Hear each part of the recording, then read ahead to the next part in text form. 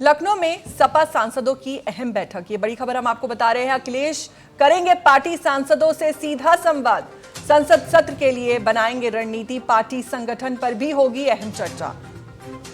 SP chief Akhilesh Yadav ने अपने सांसदों की अहम बैठक बुलाई है, जहां पार्टी अध्यक्ष अखिलेश यादव आज 12 बजे लखनऊ स्थित सपा मुख्यालय में सांसदों के साथ बैठक करेंगे। बैठक में मौजूदा राजनीतिक हालात, संसद के आगामी सत्र की रणनीति और केंद्र और राज्य सरकार की नीतियों को लेकर पार्टी के रुख पर चर्चा होने की संभावना है।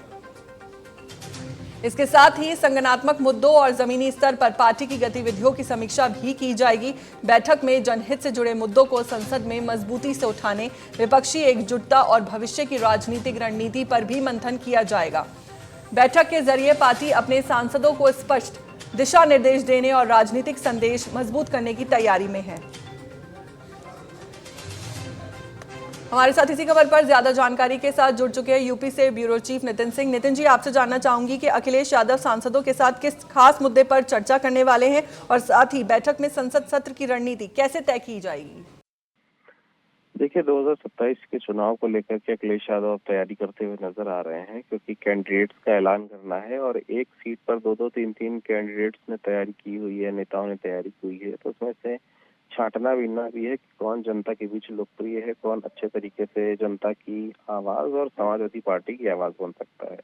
इस वजह से सांसदों की एक बैठक बुलाई गई है। इसके अलावा आगामी सत्र है संसद का, जो कि होली से पहले और होली के बाद होना है। तो ऐसे में उस सत्र में किस तरीके से कौन कौन से मुद्दे हैं जिन मुद्दों को उठाना जरूरी है, कैसे उस मुद्दे को उठाना है और उस मुद्दे से जनता का हित कैसे जुड़ा हुआ है, या फिर कोई ऐसी प्रमुख बात जो भारतीय जनता पार्टी को उठानी चाहिए या करनी चाहिए थी लेकिन उसने अभी तक नहीं करी है। तो उस सारी चीजों को लेकर के ये बैठक बुलाई गई है, जहाँ पर रणनीति तय की जाएगी कि आने वाला जो संसद का सत्र है उसमें किन किन मुद्दों को लेकर के सरकार को घेरना है। इसके अलावा अगर देखा जाए, समाजवादी पार्टी की जो नीतियां रही थी उनके सरकार के समय पे, जो उनके काम रहे थे उनके सरकार के समय में, वो सारे कामों को लेकर के जनता के बीच में जाने के लिए सांसदों को कहा जाएगा कि जाइए और बताइए कि कैसे समाजवादी पार्टी ने काम किया था, कौन कौन सी योजनाएं चलाई थी, कैसे जनता को लाभ मिल रहा था।